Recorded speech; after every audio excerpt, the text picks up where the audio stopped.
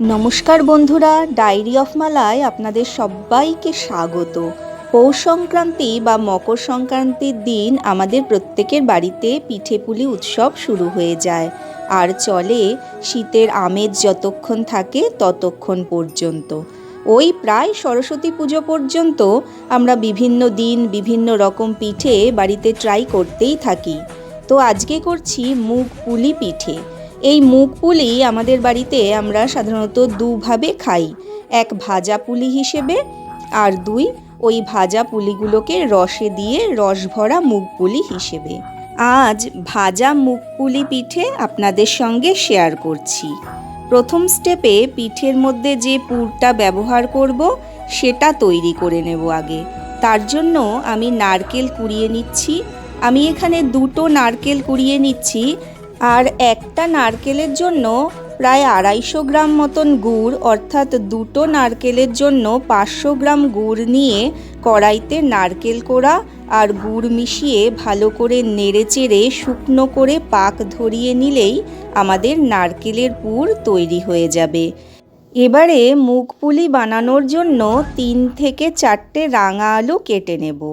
তারপর কড়াইতে প্রায় 300 গ্রাম মতন মুগ ডাল সোনালি করে ভেজে নেব আর একটা প্রেসার কুকারে রাঙা আলু আর মুগ ডাল ভালো করে ধুয়ে দিয়ে দেব। মুগ ডালটা একবারই হালকা হাতে নেড়ে চেড়ে ধুয়ে নেব। বারবার ভাজা মুগ ডাল ধুলে এর মধ্যে থেকে যে মুগ ডাল ভাজার সুন্দর গন্ধটা সেটা চলে যাবে। এবারে ডাল সমেত রাঙা আলু প্রেসারে দিয়ে জল দিয়ে 2 থেকে 3টে সিটি দিয়ে ডাল সেদ্ধ করে নামিয়ে নেব। এবার কড়াইতে ওই ডালটা ঢেলে দিয়ে সামান্য একটু হলুদ গুঁড়ো, অল্প একটু লবণ আর বেশ কিছুটা চিনি, ওই আমরা যে যেমন মিষ্টি খাই ঠিক সেই মতন মিশিয়ে ডালটাকে ভালো করে নেড়েচেড়ে একদম স্মুথ করে নেব। এরপর গ্যাসের ফ্লেম থেকে কড়াইটা নামিয়ে নিয়ে ওই ডালের মধ্যে চালের গুঁড়ো মেশাতে থাকবো আর নাড়তে থাকবো। এখানে আমি প্রায় 500 গ্রাম মতন চালের গুঁড়ো ব্যবহার করেছি আর সেদ্ধ চালের গুঁড়োই এখানে ব্যবহার করতে হবে, কারণ আতপ চালের গুঁড়ো ব্যবহার করলে পিঠে ঠান্ডা হলে ভীষণ শক্ত হয়ে যাবে। এবারে চালের গুঁড়ো মিশিয়ে নিয়ে ওই মিশ্রণটা সামান্য একটু হাত সহা মতন ঠান্ডা হলে মেখে নিতে হবে। আর যদি মনে হয় আর একটু চালের গুঁড়ো লাগবে তো প্রয়োজন মতন দেওয়া যেতেই পারে। আমাদের এখানে পরে আর সামান্য একটু চাল গুঁড়ো লেগেছিল, তাই পরে সেটা মিশিয়ে ভালো করে মণ্ডটা মেখে নেওয়া হয়েছিল। এই পিঠেটা আমার মা খুব ভালো তৈরি করতে পারে। মাই তৈরি করছিল, আমি একটু মাকে মাত্র সাহায্য করছিলাম আর মাঝে মাঝে স্টেপ বাই স্টেপ ক্যামেরা করে রাখছিলাম, যাতে পরবর্তীতে আমি নিজেও তৈরি করতে পারি আর আমাদের বাড়ির এই পুরনো ঐতিহ্যগুলো আমার সন্তানকেও দেখাতে পারি।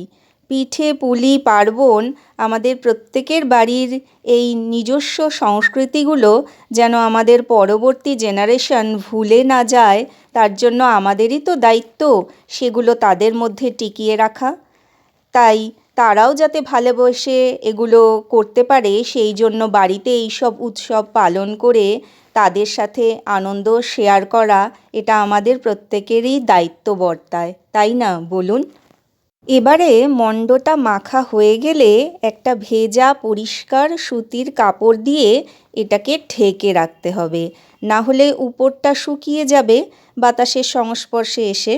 আর তারপর মণ্ডটার থেকে অল্প অল্প করে নিয়ে গোল করে মাঝখানে একটু আঙুলের সাহায্যে গর্ত করে ওই নারকেলের পুরটা ভরে দিতে হবে, দিয়ে ভালো করে মুখটা বন্ধ করে দিতে হবে আর দুপাশ সরু করে মাঝখানটা বেশ মোটা হবে এরকম পুলির আকারে গড়ে নিতে হবে।